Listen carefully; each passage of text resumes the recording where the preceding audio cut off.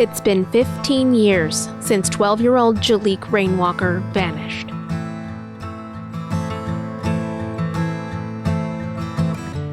His disappearance from rural upstate New York was ruled a probable child homicide. But no one has ever been charged, and his body has never been found.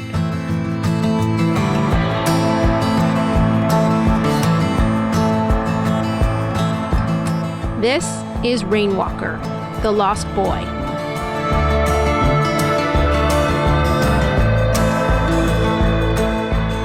I'm Jessica Marshall.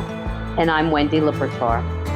In this podcast from the Times-Union, we'll take a deep dive into this mystery, the case of a missing child that has unsettled New York's capital region and beyond for more than a decade. Episode 6, Marker 30.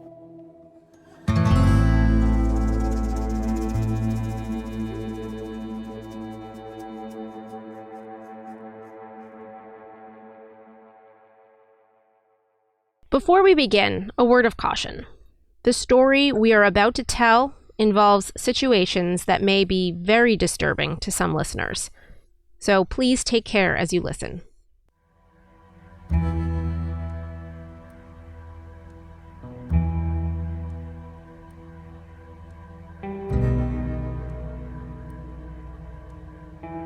Previously on Rainwalker, the Lost Boy. 4 months after Jaliek disappeared, a letter arrived at the Times-Union. Copies of this letter showed up in newsroom mailboxes around the region, too. It was anonymous, postmarked from Westchester County. That's 3 hours south of Greenwich. The letter was typed. It had typos and spelling errors. The grammar was inconsistent. It read, quote, "Jaliek still alive. Needed a foot soldier for this war on drugs.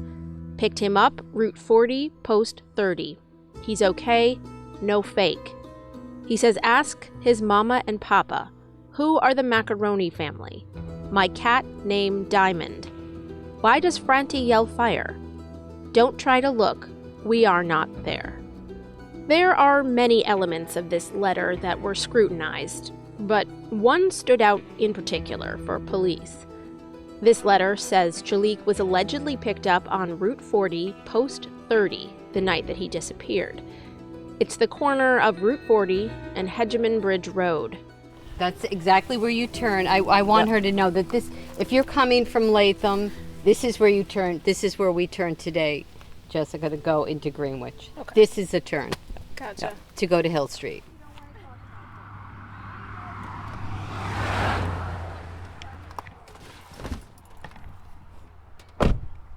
Wendy and I are standing near postmarker 30 on Route 40 near Hedgeman Bridge Road. It's a three-way intersection where people frequently pull over, mostly to check their phones and directions. You can barely see the postmarker on the telephone pole. In the summertime, it's somewhat obscured by vegetation. You have to go right up to it to see the metallic numbers. Okay, so this is marker 30. See this pole here? Yep. It has a 30 on it. This is the where he said. I realize I've made this turn at least 2 or 3 times on my way back and forth to Greenwich for this podcast. I didn't even realize it was that marker 30. The spot feels very much like the official entrance to the village, like you know you're finally there when you make this turn. It bridges the gap between the seemingly endless rural country roads and quaint village neighborhoods. And to me personally, it was a sign that I would finally come upon a much-needed gas station. We came back and it was after dark because it was pulling in and seeing somebody over there but not knowing who it was. And that was the day before he That was became the missing. night. So that that was the was the night night. of. But I just remember there was a van going towards town. That's exactly where you turn. This is Sally. At least that's what we're calling her. She doesn't want to use her real name. She lives on the outskirts of Greenwich, near postmarker 30. Back in the early days of the investigation, she told Cambridge Greenwich Police Chief George Bell that she saw something as she was returning to her house the night of November 1st, 2007. She says it looked like a van. To go to Hill Street. So it pulled in, and it was parked like by where the pole was. And I remember coming in, and you could hear that there was something going on. Maybe the light was on of the van or whatever. You could hear there was something going on in the car. When we got home, the dog, Max, he was a big, doofy brown dog, but he never barked. He wasn't a barker. And he barked most of that night. I kept looking out, and then that van was probably there for a period of time, 20 minutes, half an hour, something that was aware of, oh, it's still out there.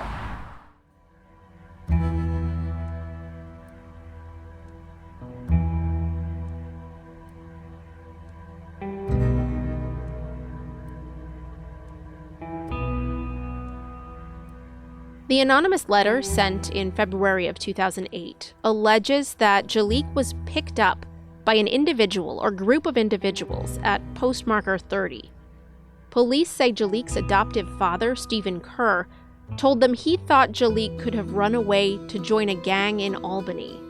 It's a theory that police doubt. I don't think there was any gangs coming up the road. And then we kind of laughed about, well, maybe the gangs were coming up, that's what the dog was barking at. Or maybe Jaliek was there, you know? So police say Stephen Kerr gave them several theories about where he believed Jaliek was, too, in those early days of the investigation. One was that he ran away to join a gang. Another was that he ran away to reunite with his birth family in Albany.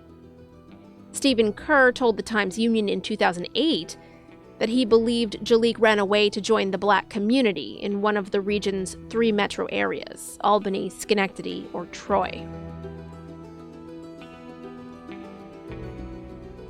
Retired state police investigator Tom Aiken confirmed that Stephen Kerr also gave them a theory that Jaliek may have been kidnapped by a religious cult that has an enclave outside of Greenwich. Another of his theories was that Jaliek was kidnapped and sold into sex slavery. Police say they've thoroughly investigated all of these possibilities.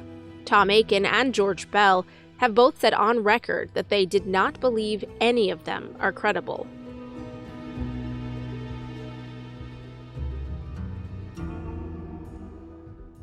By this time, 4 months after Jaliek disappeared, police dubbed Stephen Kerr a person of interest in the case. The only person of interest in the case. That means they thought he had information that could help solve the case, or that they thought there was a possibility that he was involved somehow in his son's disappearance. Either way, the term carries no legal weight. But police were not shy in the following months about telling reporters they were investigating every detail Stephen gave them about what he says happened the night of November 1st. Stephen Kerr has never been charged with anything. He remains a person of interest in the case to this day.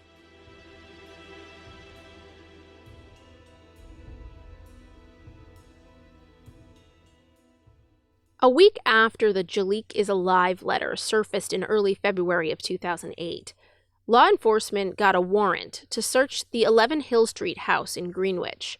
That's Stephen's father's house where he says he and Jaliek spent the night on November 1st. Police seized a computer and a printer from the property. Chief George Bell said at the time they wanted to see if there was any evidence that those devices were connected to the Jaliek is alive letter. No connection was ever made public.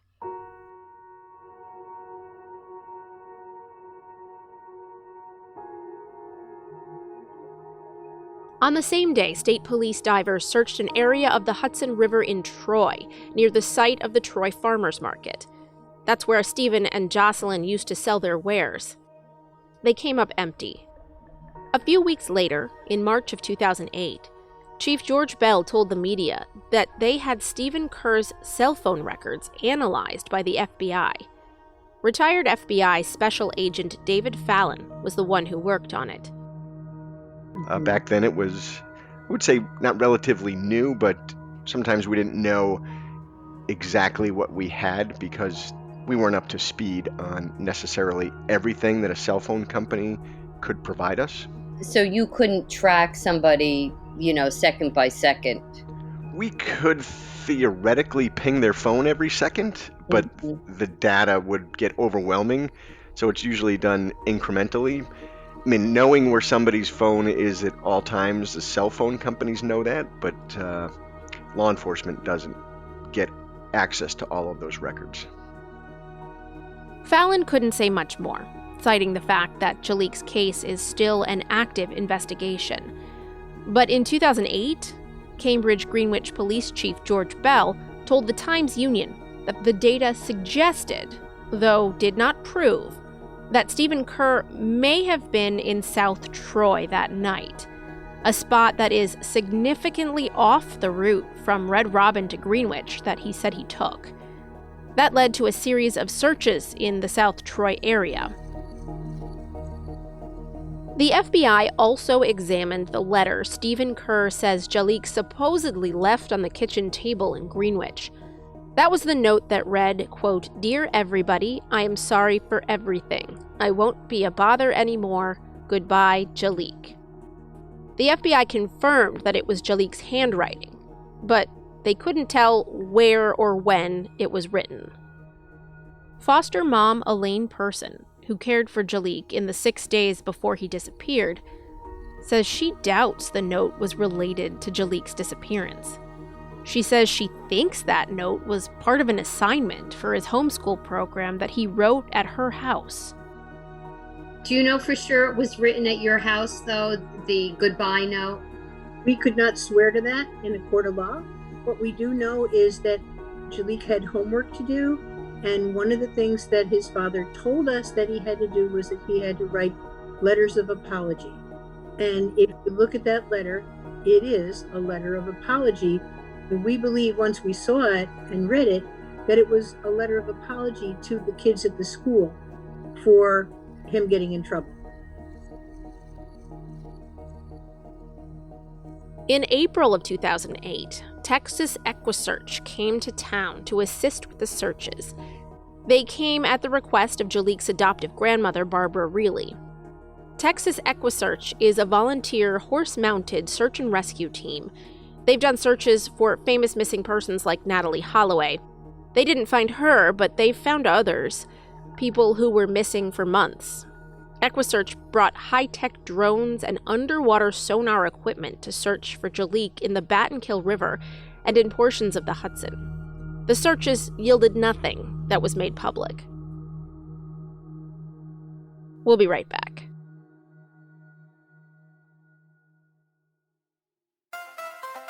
If you're enjoying this podcast, take advantage of all the Times-Union has to offer and support our efforts to bring in you award-winning journalism by becoming a Times-Union member today. Go to timesunion.com/subscribe.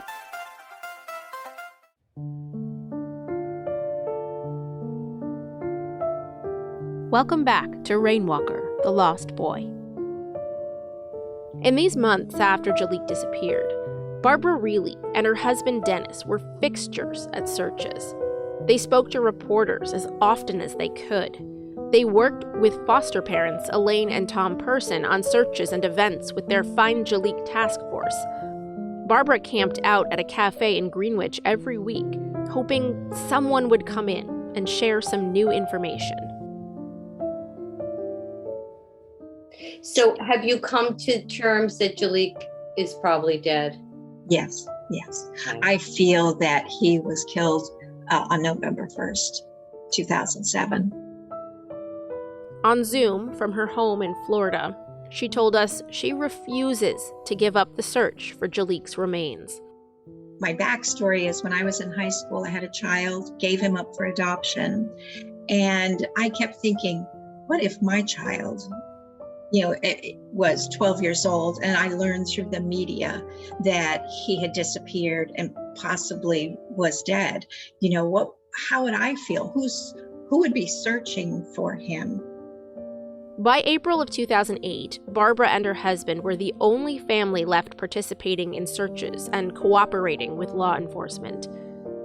During that same spring, she attempted to get legal custody of Jaliek, but was denied. I think that's underlying it all. I mean, I would hope that my own, he's a child, he's my grandchild, but I also had the history of giving a child up for his better good, that he would be cared and loved and taken care of for his first 18 years at least, and that when he was, a preteen, he wouldn't just be discarded, and that nobody would care in the family.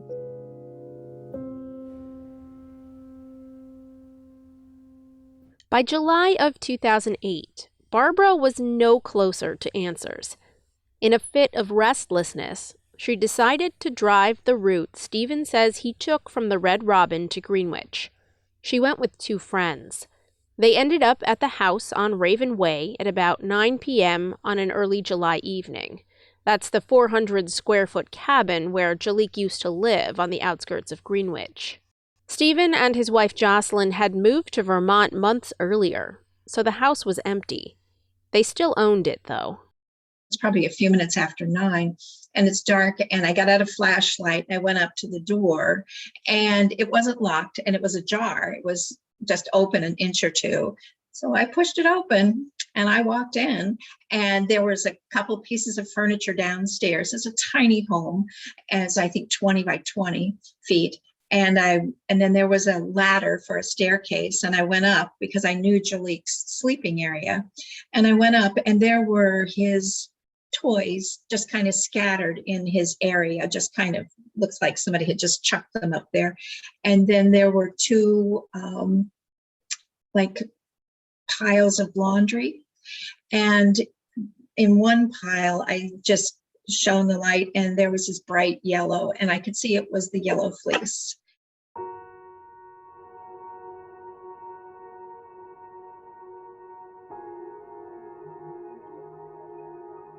Stephen and Jocelyn had described Jaliek as having possibly been wearing the yellow fleece when he disappeared. It was never definitively determined that he'd been wearing that fleece, but for months, searchers were instructed to keep an eye out for yellow. And I thought, I need to call Chief Bell, because this fleece that I've been looking for my grandchild in rivers, sticking out of a grave, is washed, dried, and folded and sitting in their abandoned house. Neighbors on Raven Way spotted Barbara that night. Stephen and Jocelyn pressed charges. Barbara was charged with 3rd-degree burglary. It was ultimately downgraded to trespassing, and she had to pay a $250 fine. A few days later, law enforcement searched the Raven Way home and found the fleece. Stephen Kerr's lawyer, Jeffrey McMorris, called the search suspicious. He told the Times-Union he wondered if Barbara had been planting things in the house. The discovery of the fleece has never led to anything that was made public by authorities. 1 year after Jaliek disappeared, his parents gave a statement through their lawyer. It read, "Jaybird, you are always in our thoughts and prayers. We love you and miss you. Wherever you are, we want to come and bring you home. Please contact us or 1-800-RUNAWAY for a private message. Stay safe, son. Love, Mama and Papa."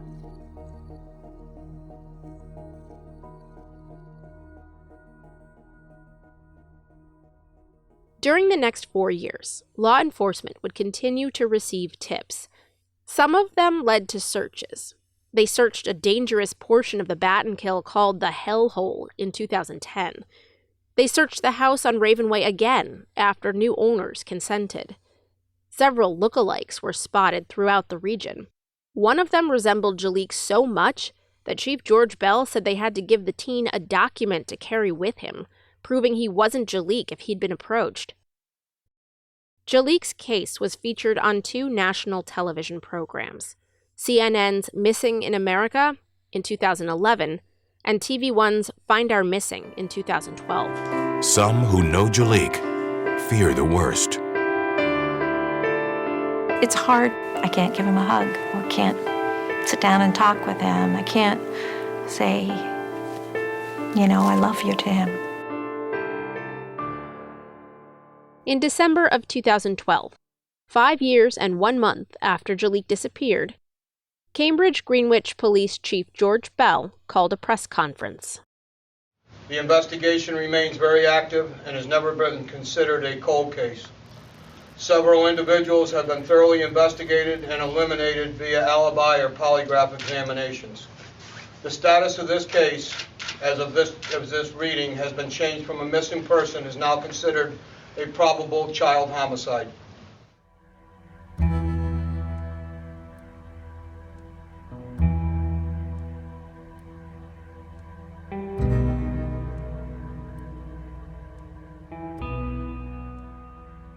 No suspects were named.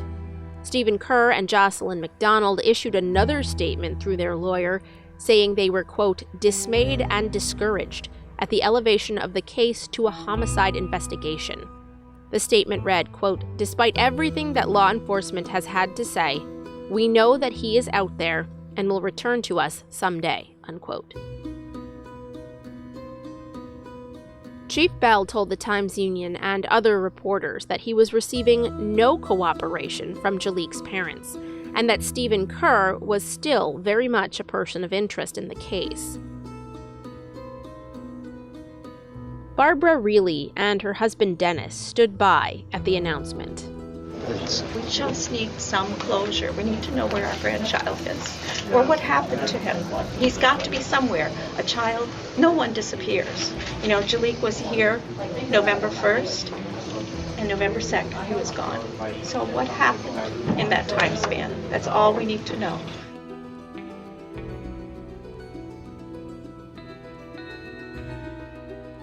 Another 5 years passed before the public saw a major development. In late February of 2017, a hiker spotted a skull by the Hudson River in Greene County. That's about 60 miles south of Greenwich. The State Department of Environmental Conservation analyzed the skull and initially determined it was likely that of a 10 to 13-year-old boy. They said it had appeared to have washed up in the swampy area by the river 5 to 10 years prior. That all fit the timeline in Jaliek's case.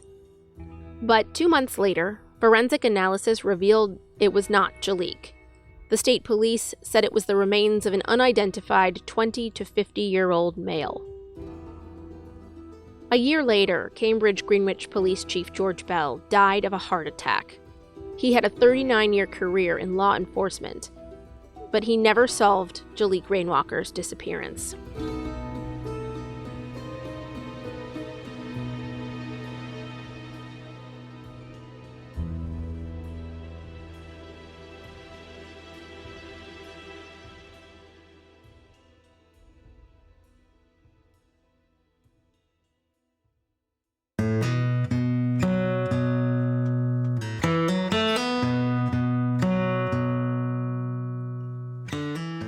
When he died, it was crushing.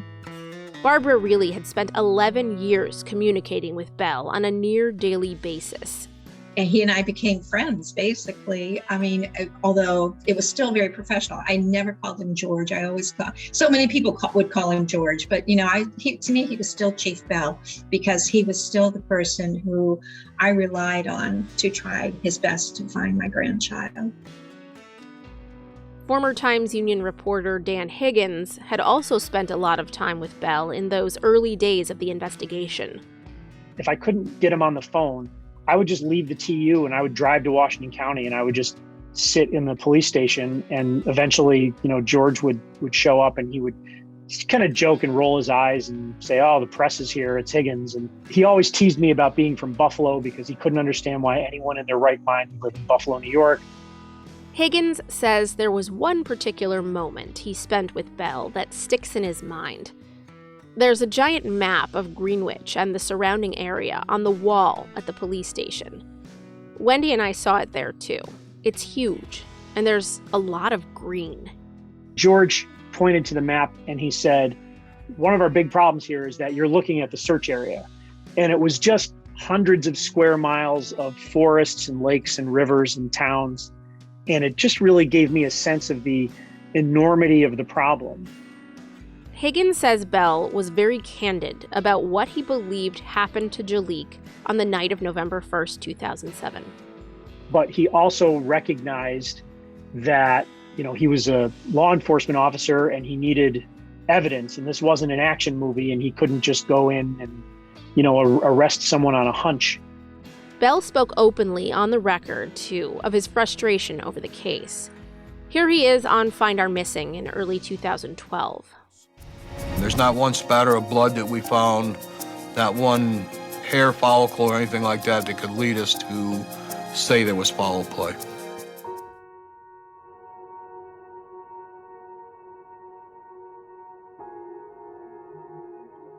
Sergeant Robert Danko now heads the Cambridge Greenwich Police Department.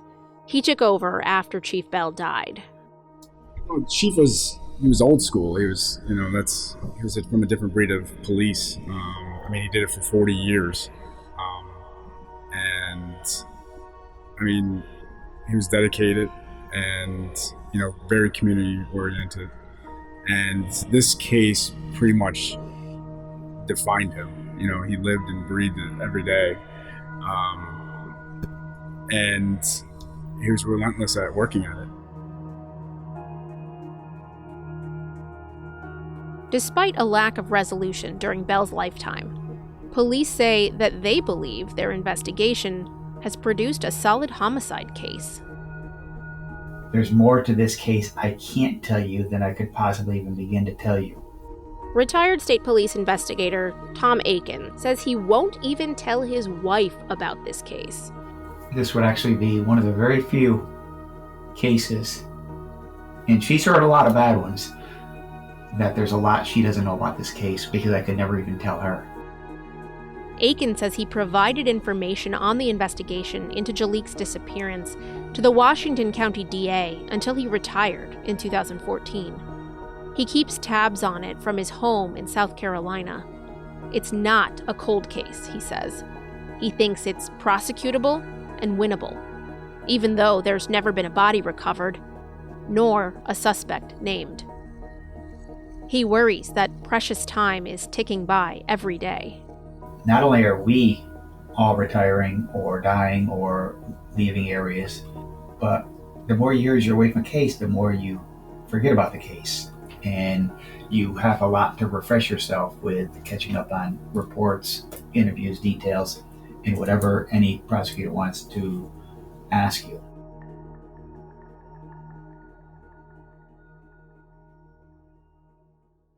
I feel bad every time you drive down through the village thinking where, this poor child is. He never showed up. The Social Security number never showed up.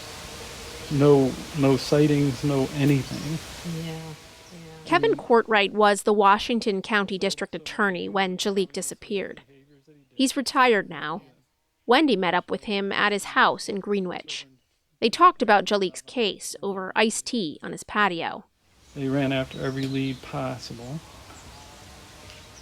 So I still think Courtwright left office in 2014 after he lost a bid for re-election. He wouldn't say exactly why he never brought a case in the 7 years between Jaliek's disappearance and his ousting. Okay. If I had won my re-election, it's a case I would have looked at strongly to take to grand jury possibly. Mm-hmm. There was some things going on there. I don't know how they were resolved, but there were some things they were tying up.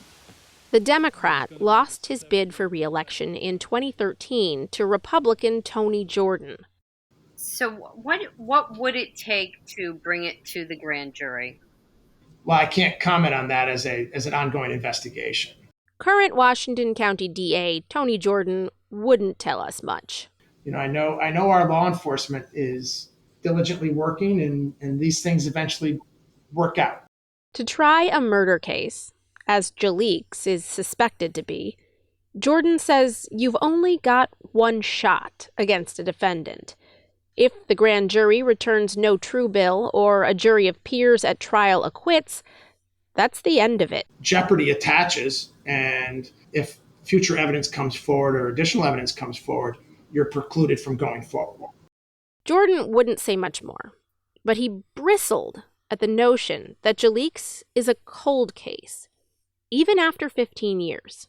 I don't really like that term. I look at, when I hear the word cold case, that strikes me as a case where every last bit of evidence has been collected and analyzed, and there's just not anything happening with the case anymore. So it sits dormant.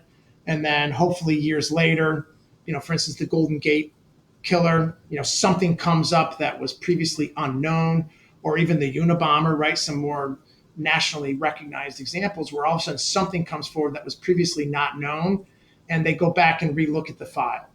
Here, it is an ongoing active investigation when leads come in, and leads do come in.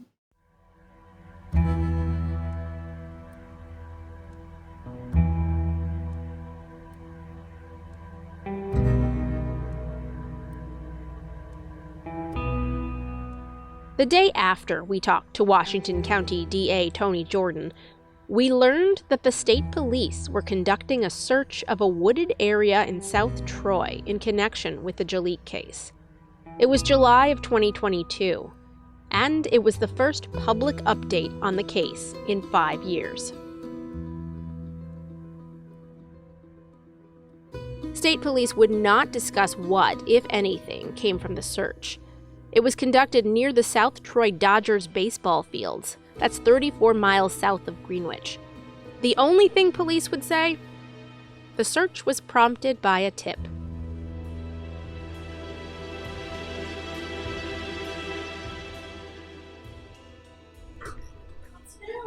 I'm doing a podcast and a series of stories on the Jaliek Rainwalker. We were looking for Sergeant Danko over here. Okay, I'll just remind him.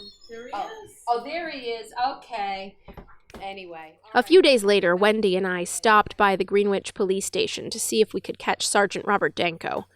We found him there, and it was another 90-something degree day, and the only room in the station that had any air conditioning unit was the courtroom. So he agreed to sit with us there in the cool. Right now we're running with, I think, we have 4 full-timers right now, including myself. So we're understaffed right now. Danko says only one of the officers he has on staff now were working with the department when Jaliek disappeared. He himself was still a year away from joining the force. He came on in 2008. Danko says the state police keep him updated on their investigation of Jaliek's probable homicide. There is a plethora of information that is flowing in all the time and looked into.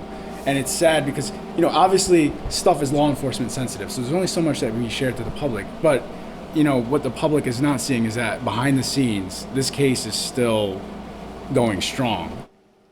Danko says he still gets tips from all over the country. The one that came in about the South Troy baseball fields, that came to him.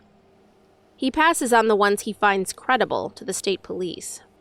How much of your week would you say is taken up by dealing with this particular case? It goes in waves. There will be a point where I'll get a ton of information that I have to sift through, process, and then, I'll pass it along. And then there's sometimes where it goes cold, which is fine because it gives me a time to catch up on the newer cases that we're dealing with. If this case were to be solved, someone were to be prosecuted, whatever, would that be like a huge weight off of your shoulders? I think it'd be a huge weight off of everybody's shoulders, including the community and any law enforcement that, was involved. And obviously we'd all love to see it just for, Chief's sake, and just for the sheer fact that, justice is finally, served. So, yeah, absolutely. I think it would have a big magnitude in the community.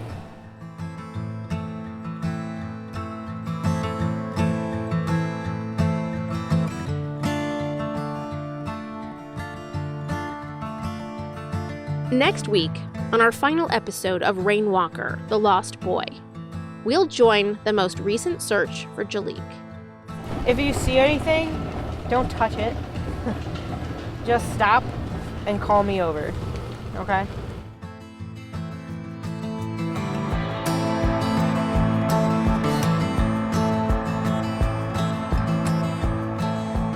Rainwalker, The Lost Boy is a Times Union podcast. This series was produced and edited by Wendy Libertor and myself, Jessica Marshall. We had help from Lauren Stanforth, Susan Mahalik, Lori Todd, Erica Smith, Tom Crocker, Jeff Shearer, and Casey Seiler. Special thanks to Dan Higgins. Archival report footage came from local stations Albany's CBS 6, News Channel 13, and News 10, and from Find Our Missing. Our theme song is As You Make the Bed by Amos Noah.